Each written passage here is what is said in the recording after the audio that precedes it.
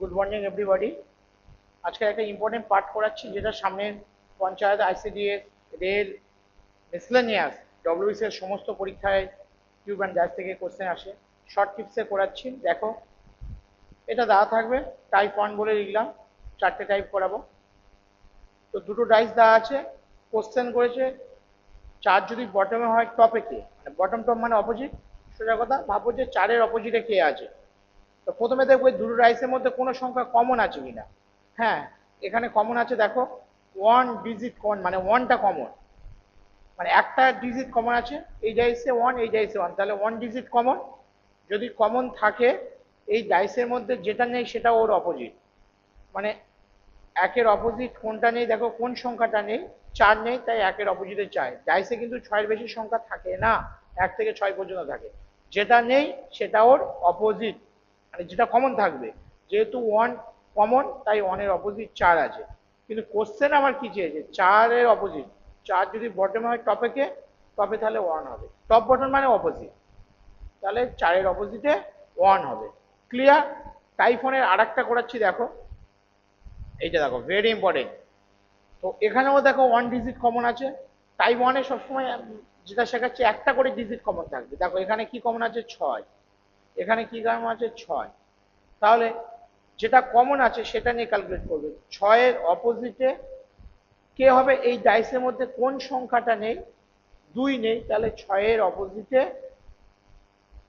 2। কিন্তু সেটা আমার চাইনি, চেয়েছে 3-এর অপোজিট, মানে 3 যদি টপে থাকে বটম কে, তখন দেখবে যে ডিজিটটা কমন, তখন তাদের পজিশনটা দেখবে, মানে র্যাঙ্কিংটা দেখবে সমান আছে কিনা। দেখো এটা এই ডাইসের বাঁদিকে আছে, এটা বাঁদিকে আছে, যেটা রিপিট আছে 6 রিপিট আছে, দুটোই বাঁদিকে আছে। তখন কি হবে, টপের সাথে টপের অপোজিট হবে, মানে মাথার সাথে মাথার অপোজিট।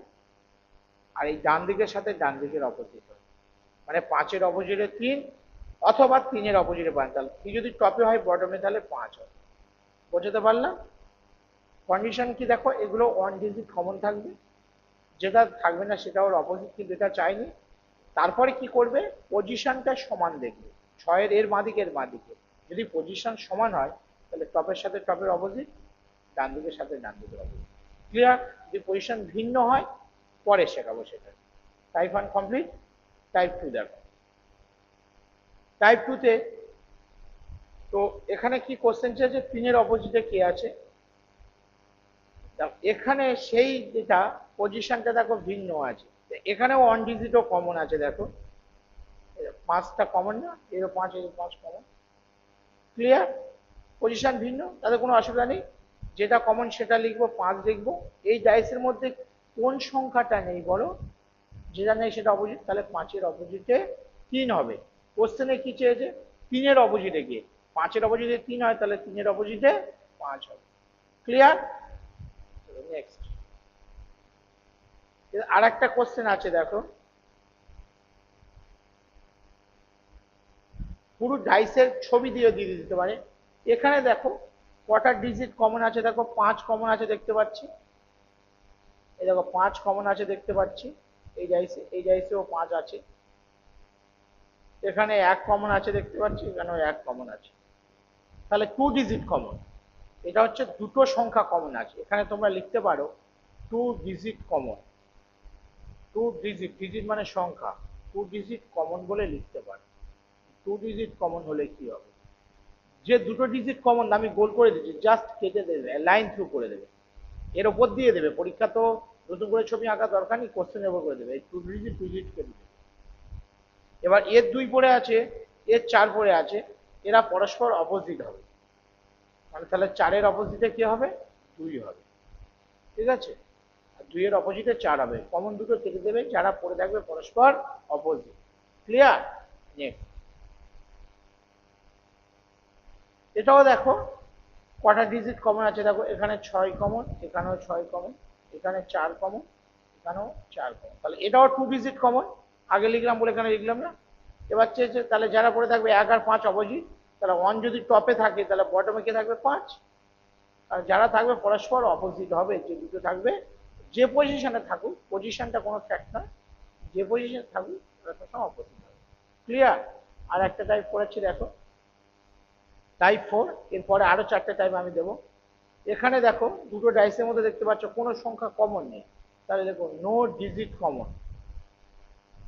নো ডিজিট কমন মানে কোনো সংখ্যা কমন যদি না থাকে তখন একদম সহজ, তখন টপের সাথে টপের অপোজিট হবে, বাঁ দিকের সাথে বাঁ দিকের অপোজিট হবে, আর এই ডাইসের ডান দিকের সাথে ডান দিকের অপোজিট হবে। মানে 1-এর অপোজিটে 4, অথবা 4-এর অপোজিটে 1, 3-এর অপোজিটে, এর বাঁদিকের সাথে, সরি এটা একটু হলো বাঁদিকের সাথে বাঁদিকের অপোজিট, 3-এর সাথে 5-এর অপোজিট হবে, 3-এর সাথে 5 আছে, বাঁদিক টু বাঁদিক, আর এর ডান দিকের সাথে ডান দিকের অপোজিট। ক্লিয়ার? তাহলে 1-এর অপোজিটে 4, 4-এর অপোজিটে 1, অথবা 3-এর অপোজিটে 5, 5-এর অপোজিটে 3, 2-এর অপোজিটে 6, অথবা 6-এর অপোজিটে 2।